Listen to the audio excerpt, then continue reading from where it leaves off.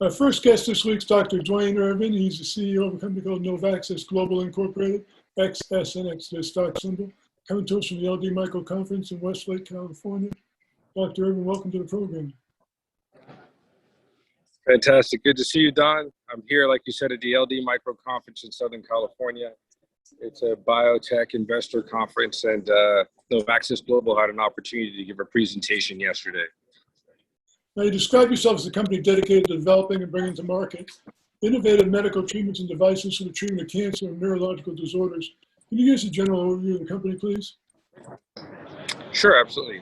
We are, as you mentioned, we are a biotech company with technology and immunotherapy against the most common adult brain tumor, glioblastoma multiforme.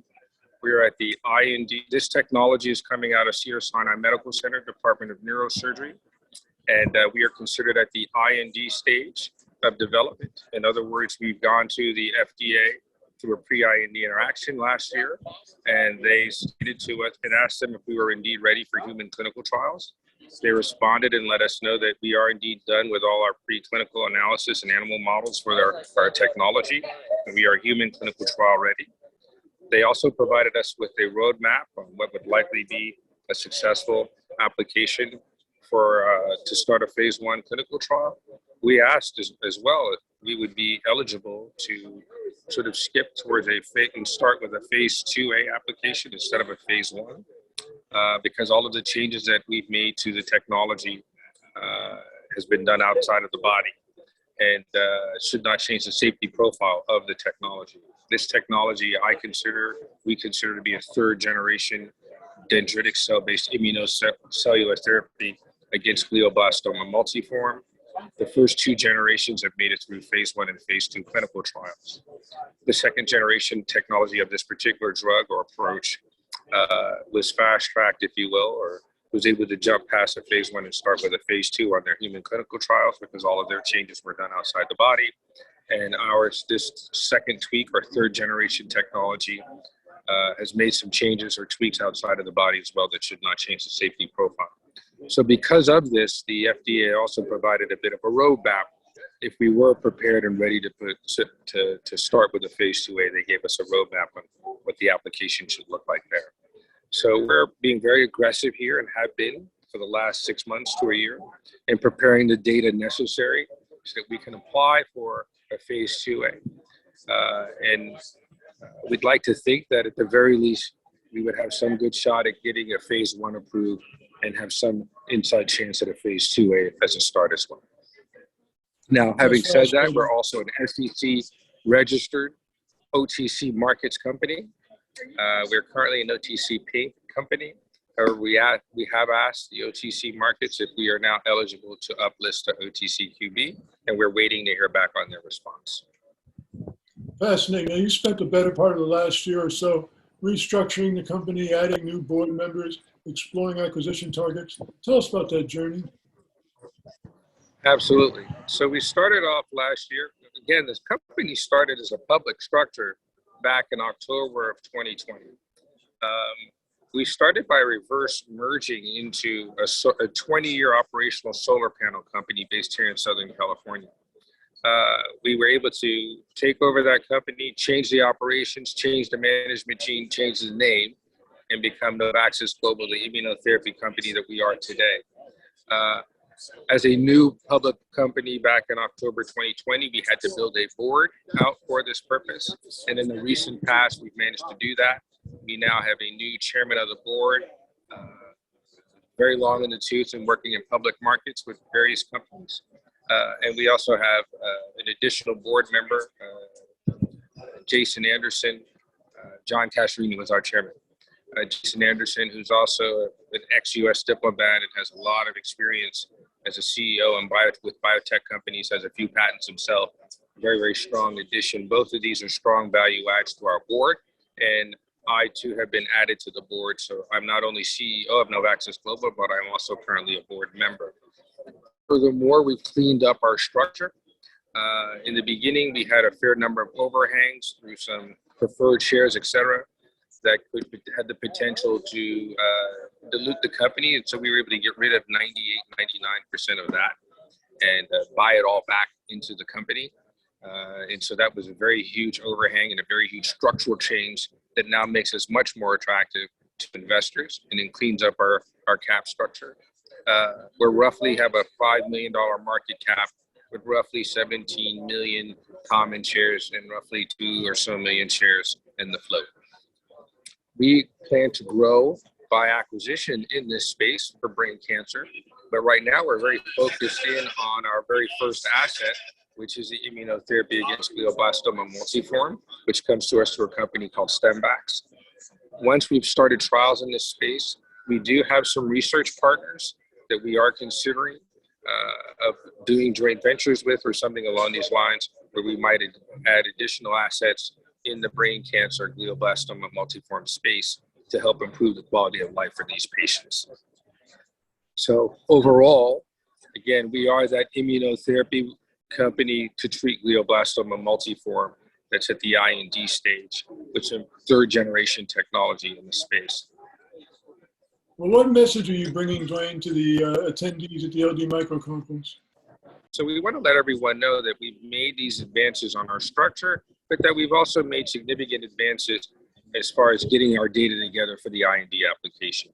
We plan to file our IND application at the end of this year, end of Q4 or Q1 of 2023.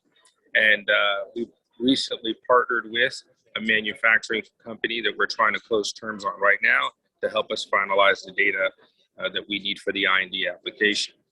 Furthermore, we have plans to file for orphan drug status this month, and we'd like to that changes sort of the profile of our drug candidate moving forward to clinical trials.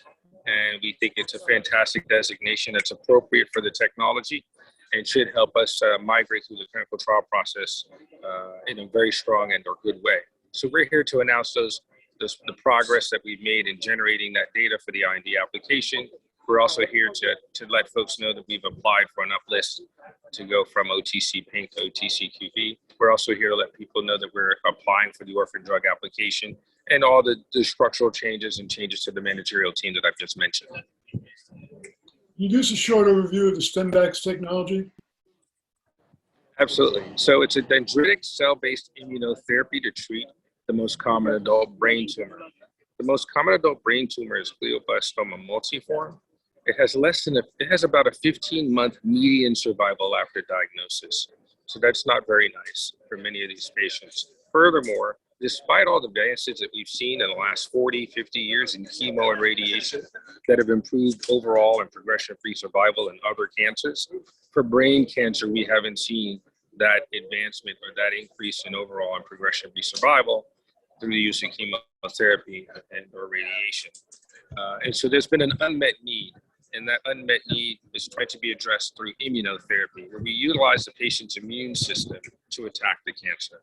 And briefly, the way in which this is done, a neurosurgeon will remove the brain tumor, all of it or as much as they possibly can, without bringing harm to the patient.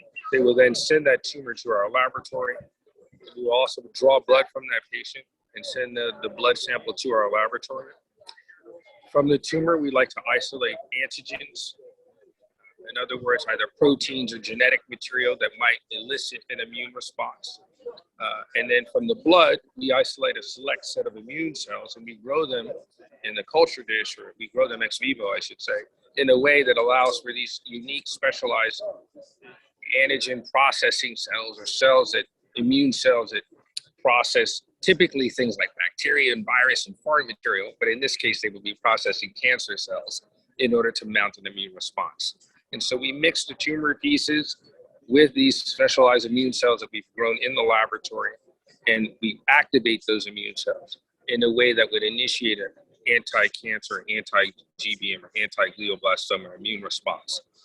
And another way to look at that is that we've effectively, by mixing the tumor cells with these specialized immune cells, those tumor cells are giving a zip code, if you will, to the specialized immune cells. So that when we take those specialized immune cells, give them back to the clinicians, they give them back to the patient, then presumably they migrate to where they need to go, activate the other immune cells, and mount an immune response against the brain tumor.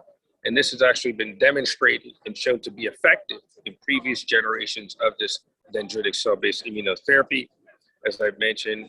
And in our third generation here, we've tweaked what's already been shown to be somewhat good and improved some survival by adding in immune boosters. And so that's where our IP, our intellectual property, sits. It's the dendritic cell-based immunotherapy, along with these toll-like receptor adjuvants in a cocktail, if you will, or immune boosters for the purpose of the audience, to enhance the already efficacious activity that we see from the earlier drugs. And this is, we tested this hypothesis, if you will, immunotherapy plus immune boosters. We asked the question, does this outperform the first generation of dendritic cell-based immunotherapy alone, minus immune boosters, in animal models, rodent models for brain tumors? And we were able to demonstrate significant improvement in survival in these animal models of brain tumors when comparing the third generation immunotherapy against the first generation. So based on this animal data and others, we feel we're now ready for human clinical trials. But that's effectively the technology and how it works and how we identify it as a third generation based technology. Because of the success that we've seen from those first two generations and what we've learned from those clinical trials, we'd like to think that we'll see continued success with this third generation. Once again, NovAccess Global Incorporated, XSNX, the stock symbol. Fascinating interview, Dr. Irwin. I'll let you get back to the conference. Thanks so much for joining us. Well, thanks again for your time, Don. Always appreciated. And like I said, we're here at the LD Micro to let everyone know who we are, to introduce the technology and the company to everyone here, investors and other companies here in the Southern California area. And we look forward to doing more interviews with your TV show. Thanks a lot again, Don.